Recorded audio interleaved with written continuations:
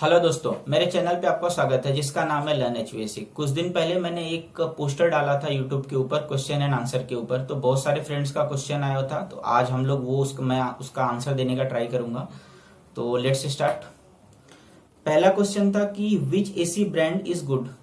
तो ये डिपेंड करता है आपके पॉकेट के ऊपर कि आप कितना स्पेंड कर रहे हैं, क्योंकि आपको 25,000 से भी एयर कंडीशनर स्टार्ट है और 1 लाख तक भी आपको एयर कंडीशनर मिल जाएगा। तो everything depends on your budget. आप कितना स्पेंड कर रहे हैं उसके ऊपर डिपेंड कर रहा है। फिर भी अगर आप मेरी राय जानना चाहेंगे तो अगर आप विंडो एसी परचेस करने चाह रहे हैं तो उसके लिए ओ जनरल या तो ब्लू स्टार की जो यूनिट्स है बहुत ही ज्यादा अच्छी यूनिट्स है, और उनकी जो लाइफ है वो भी बहुत अच्छा है, उनकी सर्विस भी बहुत अच्छा है। तो विंडो एसी के लिए ओजी और ब्लू स्टार ये दो बेस्ट ब्रांड है। और अगर स्प्लिट एसी लेना है तो स्प्लिट एसी के लिए आपको मार्केट में 20 से 25 ब्रांड मिल जाएंगे, और कॉस्ट वाइज भी सबका वेरी होता है। तो बट अगर आप कुछ ब्रांड्स प्रीमियम ब्रांड लेना चाहें तो मित्सुबिशी हो गया, डाइकिन हो गया, ब्लू स्टार हो गया, एलजी हो गया, तो कैरियर हो गया, और अब ये कुछ ब्लू स्टार हो गया, ये कुछ वोल्टास भी है, अच्छा ब्रांड है। तो ये 4-5 ब्रांड है जो आप सेलेक्ट कर सकते हैं, जिनकी सर्विस अच्छी है, मार्केट में रीच भी है, इनका डीलर नेटवर्क भी अच्छा है। तो ये आप प्रीफर कर सकते हैं। नेक्स्ट है वीआरएफ के लिए। वीआरएफ एक कॉस्टली आइटम है, तो वीआरएफ आप जब भी परचेस कर रहे हैं घर के लिए, ऑफिस के लिए, तो एक बार जस्ट कौन से ओईएम को आप सेलेक्ट कर रहे हैं उसके ऊपर जस्ट एक बार आप प्रॉपर उसके ऊपर एक बार जस्ट रिसर्च करके उसके बाद ही परचेस करिए, क्योंकि अच्छे खासे टाइम के लिए हम लोग इंस्टॉल करते हैं और इसका कॉस्ट भी बहुत ज्यादा जाता है। और इसके अंदर जब फेलियर्स आता है तो वो एक एक्सपर्ट जो टेक्नीशियंस है वही उसके ऊपर काम कर सकते हैं। तो आपको वीआरएफ परचेस करने के पहले जस्ट एक बार मार्केट रिसर्च आपको कर लेना चाहिए। बट अगर आप मेरा पॉइंट ऑफ व्यू जानना चाहेंगे तो मित्सुबिशी और डाइकिन, तोशिबा, ब्लू स्टार ये 4 बेस्ट ब्रांड है जो जिनका सर्विस नेटवर्क भी बहुत अच्छा है, डीलर नेटवर्क भी अच्छा है। जिसमें अगर आप ब्लू स्टार की बात करेंगे तो उनका सर्विस, ये कंपनी सर्विस ड्रिवन ही कंपनी है, तो बहुत इनकी सर्विस बहुत अच्छी है। बट ये जो 4 नाम है मित्सुबिशी, डाइकिन, तोशिबा और ब्लू स्टार, ये 4 आप बाय डिफॉल्ट आप आंख बंद करके खरीद सकते हैं, क्योंकि इनकी सर्विस नेटवर्क सब कुछ अच्छा है और आपको पार्ट्स भी इजीली अवेलेबल हैं। तो नेक्स्ट है डक्टेबल एसी। डक्टेबल एसी के लिए मार्केट में बहुत सारे ब्रांड हैं, बट डाइकिन, ब्लू स्टार और कैरियर ये 3 ब्रांड की जो डक्टेबल यूनिट है बहुत ज्यादा अच्छा है। कॉस्ट वाइज भी आप देखेंगे तो बहुत कम है, और वेराइटी भी है, जैसे कि नॉर्मल डक्टेबल भी आपको मिल जाएगा, इन्वर्टर डक्टेबल भी इनके पास मिल जाएगा। तो कॉस्ट वाइज भी कम है और सर्विस भी बहुत अच्छा है, डीलर नेटवर्क भी अच्छा है और इजीली पार्ट्स अवेलेबल है। तो आप इन तीनों ब्रांड्स में से किसी को भी सेलेक्ट कर सकते हैं। नेक्स्ट है विच फिल्टर टू यूज। तो फिल्ट्रेशन आज के टाइम में बहुत ही ज्यादा इंपॉर्टेंट फैक्टर हो गया है। तो आप जब भी एयर कंडीशनर डिजाइन कर रहे हैं या एयर कंडीशनर परचेस कर रहे हैं तो आपको ये ध्यान रखना है कि किस जगह के लिए आप डिजाइन कर रहे हैं। हॉस्पिटल के लिए कर रहे हैं, घर के लिए कर रहे हैं, ऑफिस के लिए कर रहे हैं, या तो कोई मैन्युफैक्चरिंग एरिया के लिए कर रहे हैं। तो वहां पे आपको फिल्ट्रेशन पे अभी तक हम लोग उतना ध्यान नहीं देते थे, बट अब हमको फिल्ट्रेशन पे बहुत ज्यादा ध्यान देने की जरूरत है। तो अगर आप नॉर्मल किसी जगह के लिए भी एयर कंडीशनर डिजाइन कर रहे हैं तो आप बाय डिफॉल्ट प्री फिल्टर और फाइन फिल्टर कंसीडर करिए। प्री फिल्टर मतलब कि आपका MERV 8 हो गया, और जो दूसरा फिल्टर है वो MERV 14 या उसके ऊपर के फिल्टर जिसकी हाई इफिशियंसी होती है और वो माइन्यूट पार्टिकल को भी कैच कर सकता है, और जो स्टैटिक प्रेशर लॉस होता है जो वो भी उतना, प्रेशर ड्रॉप जो होता है वो भी उतना नहीं होता है। तो आप ये बाय डिफॉल्ट जो है ये फिल्टर कंसीडर करिए। अगर कोई जो हॉस्पिटल है तो वहां पे हॉस्पिटल है या तो ऑफिस के लिए भी है, तो आप अगर क्लाइंट का बजट अच्छा है तो आप यूवी जो कॉइल है और डक्ट्स हैं और जो ड्रेन पैन है वहां के लिए आप यूवीजीआई आप सजेस्ट कर सकते हैं, जो बैक्टीरिया को किल करता है। और आप ESP फिल्टर अगर हॉस्पिटल के लिए है तो आप ESP फिल्टर एक बहुत ही अच्छा ऑप्शन है, आप ESP फिल्टर भी प्रपोज कर सकते हैं। कॉस्ट वाइज थोड़ा ज्यादा है बट ये बहुत ही इफिशियंट फिल्टर है, और इनकी लाइफ और मेंटेनेंस थोड़ा सा इसमें लाइफ और मेंटेनेंस वाइज देखेंगे तो कॉस्टली है, बट और मेन जो प्रोडक्ट का कॉस्ट भी थोड़ा सा ज्यादा है, बट आपकी इंडोर एयर क्वालिटी को बहुत ज्यादा इंप्रूव करता है, एयर को भी बहुत ज्यादा प्यूरिफाई करता है। नेक्स्ट क्वेश्चन इसी के ऊपर है कि यूवीजीआई किल्स कोविड-19 वायरस।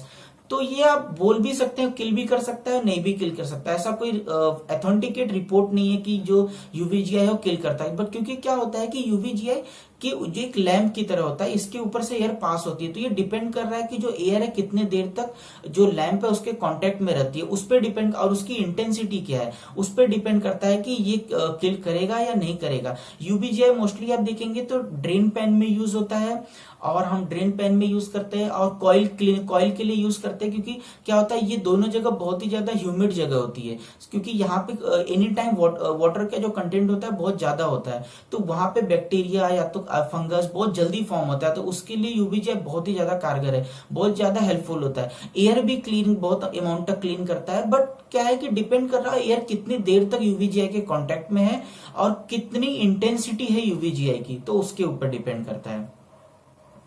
नेक्स्ट है humidity. Please explain humidity. Humidity क्या है? ह्यूमिडिटी क्या, अगर सिंपल लैंग्वेज में आप समझना चाहे तो जो वाटर वेपर का कंटेंट कितना है एयर के अंदर, जो नमी है, जो एयर है, जो भी हम जहां पे भी बैठे हैं या जहां पे भी हम लोग खड़े हैं, वहां पे एयर की कितनी क्वांटिटी, एयर के अंदर वाटर की कितनी क्वांटिटी है, उसी को ह्यूमिडिटी कहते हैं। नमी कितनी है हवा के अंदर, उसको ही ह्यूमिडिटी कहते हैं।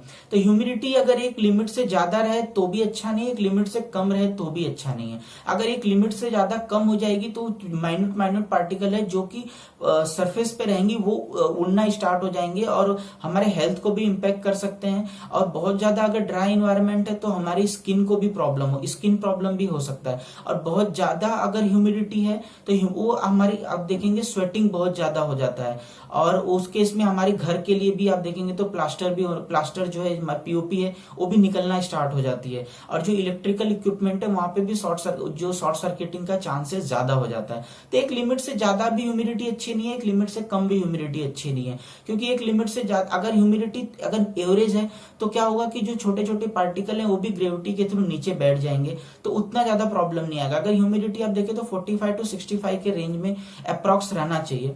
बट डिपेंड कर रहा है आप कौन से एप्लीकेशन के लिए कर रहे हैं। अगर आप हॉस्पिटल के लिए कर रहे हैं तो वहां थोड़ा ज्यादा ही प्रिसाइज होता है। अगर सर्वर रूम के लिए कर रहे हैं तो वहां थोड़ा कम होता है, जो जनरल स्पेसेस के कंपेयर में थोड़ा कम होता है। तो डिपेंड कर रहा है आप कहाँ के लिए कर रहे हैं। बट अगर आप कंफर्ट पर्पस के लिए देखेंगे तो 45 to 65 एक सुटेबल ह्यूमिडिटी रेंज है, आप उतना रख सकते हैं।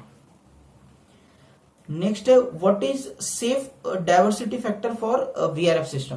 तो ये एक बहुत ही इंपॉर्टेंट क्वेश्चन रहता है कि वीआरएफ जब हम किसी चीज के लिए डिजाइन करते हैं तो सेफ्टी फैक्टर या तो डाइवर्सिटी फैक्टर कितना हम कंसीडर करें। डाइवर्सिटी फैक्टर क्या होता है कि कितना हमारा लोड है डिवाइडेड बाय हम कितना सप्लाई कर रहे हैं। मतलब कि अगर 10 टन हमारा इंडोर जो हमारे रूम है या तो प्लेस है उसका लोड है, और हम कितना अगर 8 टीआर दे रहे हैं तो अप्रॉक्स देखेंगे तो 125% की डाइवर्सिटी हो जाती है। तो ये डाइवर्सिटी फैक्टर कैसे सेलेक्ट करते हो, तो ये बहुत सारी चीजों पर डिपेंड करता है। ये तो आपकी जो पाइपिंग है, कॉपर की पाइपिंग है, उसके ऊपर भी बहुत हद तक डिपेंड करता है कि आप कितनी पाइपिंग है, क्योंकि वीआरएफ के अंदर मैक्सिमम 1000 मीटर की पाइपिंग होती है। तो ये डिपेंड कर रहा है कितना मीटर पाइपिंग जा रही है, तो उसके ऊपर भी बहुत हद तक डिपेंड करता है। और आपका जो यूजेस है, जो एयर कंडीशनिंग यूज कर रहा है उसका पैटर्न क्या है, उसके ऊपर भी बहुत हद तक डिपेंड कर रहा है कि अगर 24 घंटा यूज होने वाला है और अगर मान लीजिए 10 केबिन है, 10 केबिन के लिए आपने एयर कंडीशनर दिया है और आप 10 केबिन में 10 केबिन एक साथ चलने वाले हैं, तो अगर वहां पे आप ज्यादा डाइवर्सिटी लेंगे तो आपको प्रॉब्लम हो सकता है। क्योंकि अगर मान लीजिए आपने 8 टीआर अगर 10 एचपी की मशीन दी है, तो आपकी अगर रिक्वायरमेंट आपका 10 टीआर का है, 10 एचपी की मशीन आपने दिया है, तो आपको एट द एंड 8 टीआर ही मिलेगा। आपका रिक्वायरमेंट 10 टीआर का है बट आपको एट द एंड 8 टीआर ही मिलेगा। तो आपको सेलेक्ट करने समय उस समय बहुत ध्यान रखना है कि आपका पैटर्न कैसा है। अगर मान लीजिए कि 10 टन आप इंडोर लगा रहे हैं आप, तो उतना ज्यादा यूज नहीं हो रहा है, आपकी 3 से 4 AC he at a time use होने वाली, तो आप हायर डाइवर्सिटी फैक्टर भी कंसीडर कर सकते हैं। अगर मान लीजिए आपकी पाइपिंग बहुत ज्यादा लंबी है और आप बहुत ज्यादा, क्योंकि पाइपिंग बहुत ज्यादा लंबी होगी तो डीरेट भी होती है मशीन, क्योंकि ज्यादा पंप करना पड़ता है कंप्रेसर को, तो वहां पे भी उसकी जो इफिशियंसी होती है थोड़ी डाउन होती है। तो आप अगर सेफर साइड देखें तो आप 15 to 20% डाइवर्सिटी कंसीडर कर सकते हैं। बट अगर ज्यादा कंसीडर कर रहे हैं तो आपको चेक करना है, कॉमर्शियल प्लेसेस के लिए, ऑफिस के लिए हो गया, या तो अगर मॉल के लिए कर रहे हैं या हॉस्पिटल के लिए कर रहे हैं। अगर आप घरों के लिए कर रहे हैं तो क्योंकि घरों पे हमें पता रहता है कि पैटर्न हमें पता है, एक साथ सबके सब एयर कंडीशनर यूज नहीं होंगे, तो वहां पे हम लोग 140% भी डाइवर्सिटी कंसीडर कर सकते हैं। अगर उससे ज्यादा भी 150 भी कंसीडर कर सकते हैं। अगर 10 एचपी की मशीन लगा रहे हैं आप, at a time 1-2-3 machine he use होने वाला है, तो आप ज्यादा भी कंसीडर कर सकते हैं। नेक्स्ट है कि डक्ट डिजाइन वेलोसिटी कितना होना चाहिए।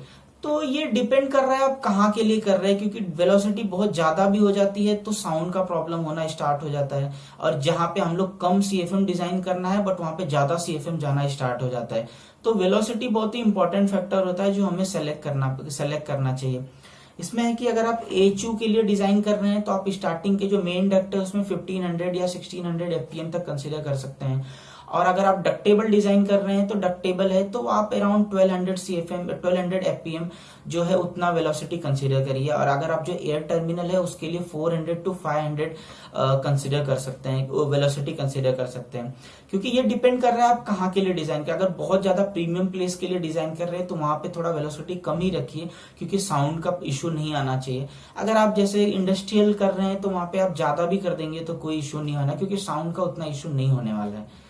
तो थैंक यू दोस्तों, ये कुछ कमेंट्स थे जो दोस्तों के आए हुए थे, सवाल आए हुए थे, तो मैंने उसको आंसर करने का ट्राई किया हुआ है। कुछ और भी सवाल है मैं नेक्स्ट सेशन करने वाला हूँ उसके अंदर कंसिडर करूंगा। थैंक यू दोस्तों।